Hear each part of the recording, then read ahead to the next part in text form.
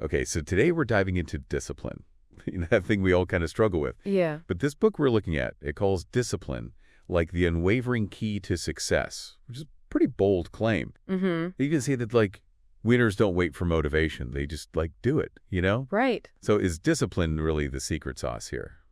What do you think? Well, it's really interesting how this book just goes straight into this whole motivation versus discipline debate. Yeah. And it's not that it, completely ignores motivation. It's more about, like, recognizing the limitations of it. Mm. Like, motivation is really tied to that reward system in our brains. Okay. So it's that anticipation of something good happening. It's powerful, but it's, fleeting. Right. Our willpower, it's a finite resource. Yeah.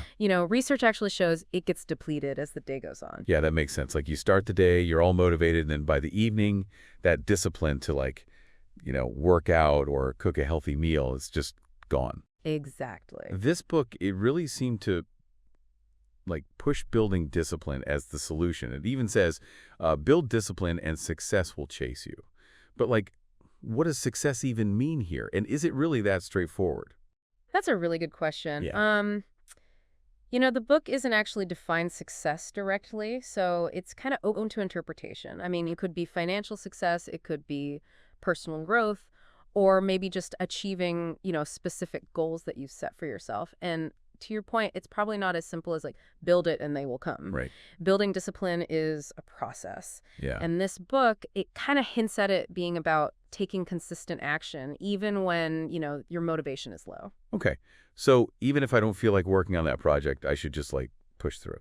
Is that what builds the, that discipline muscle? Yeah. I've heard that analogy before, but isn't there a risk of, like, burning out? Can we overwork this muscle? You've hit on a really important point there. The book, it focuses so much on this power of discipline, Right. but it doesn't really talk about the downsides of, pushing yourself too hard. Yeah.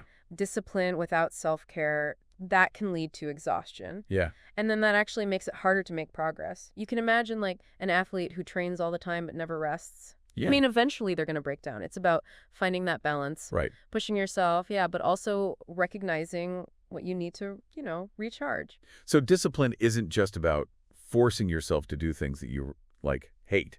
There's more nuance to it. Absolutely. Think of it more like building a system. Okay. This could be, setting some really clear goals, breaking those goals down into smaller steps that you can manage, and at least, like, establishing routines. Mm-hmm. And sometimes it does mean pushing through those moments when you really don't want to do it. Right. But it's just as important to listen to your body and your mind and adjust what you're doing if you need to. So it's less about, like, brute force and more about strategy. Exactly.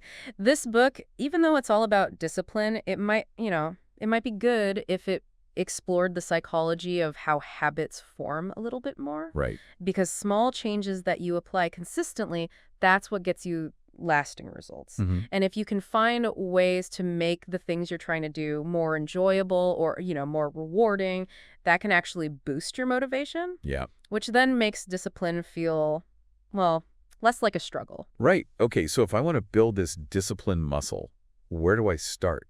What's, like, one small step I can take, like, today? Well, that's where, that emphasis on action from the book comes in. Yeah.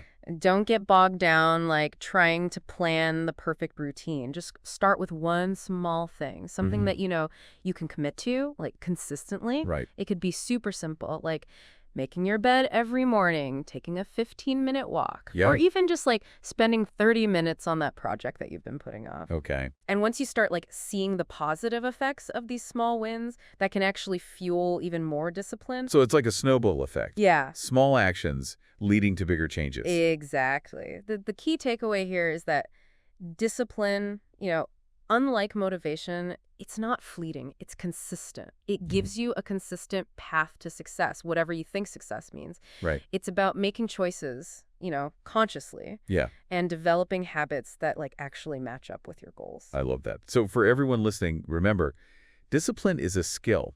It's like a muscle that you can actually build. Mm-hmm. It's not about being perfect. It's about making progress. Right. What one small step will you take today to, start building your own discipline muscle? Yeah. What will you do? Think about it. I like that. Thanks for joining us for this deep dive. We'll see you next time. See you then.